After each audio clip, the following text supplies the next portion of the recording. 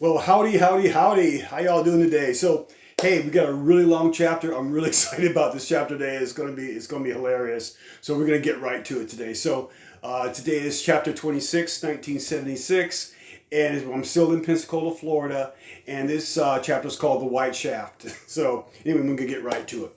So, during the time I was at Electric Barrel's Ballroom, or Barrel's Electric Ballroom, excuse me, I met a disc jockey named Steve, and he worked at a local radio station, playing mostly adult contemporary music.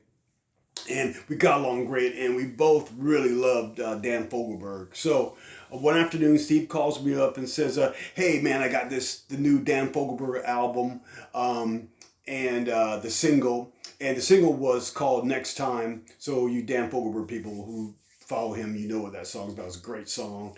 And so he continued and said, Steve said, "Do you want to come up to the studio and hear it?" I go, "Yeah, cool, that'd be great. So let's do it." So that night, Phil and Vance didn't have really anything to do, so I invited them up, to the studio, to check out, the Fogelberg song. And it was about 7:30, I say, in the evening. And we listened to the track, and of course, it was great. So back in those days, FM radio, you could play like a whole side of an album, and you could go off and do stuff, go to the bathroom or whatever, and so you could go out and do stuff, and so we decided to do that and just kind of chill. And so what Steve did was put on the next album.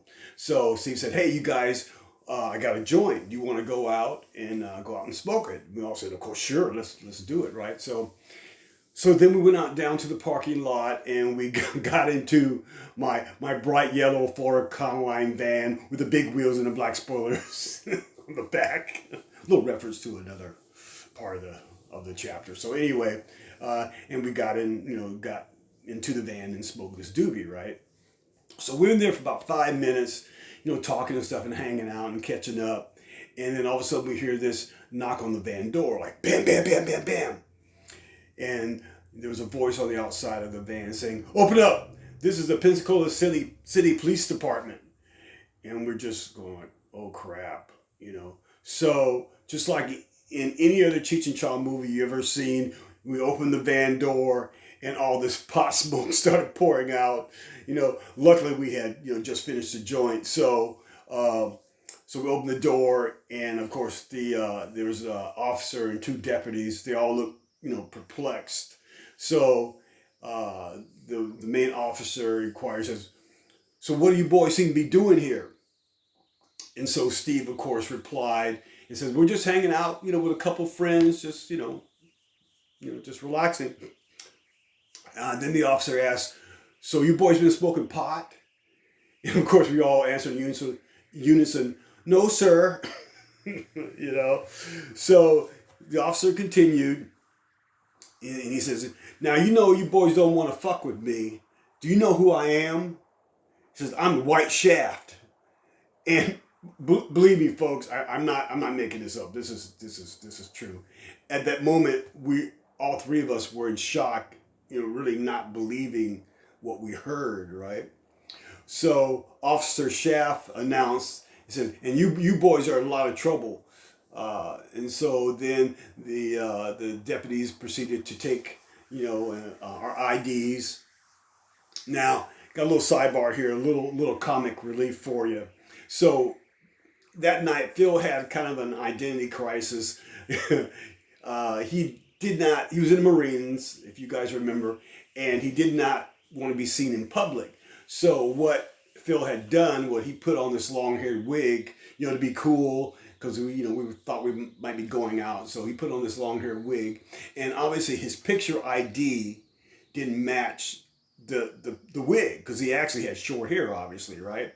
So of course Phil was immediately under suspicion for going AWOL, right? So then Officer Shaft says to Steve, "So you're Steve Reynolds, right?" So aren't you that guy on the radio show with the chickens? And Steve goes, yeah, I am. So then Officer Shaft said with a big smile on his face, yeah, I listen to you all the time. You a funny motherfucker.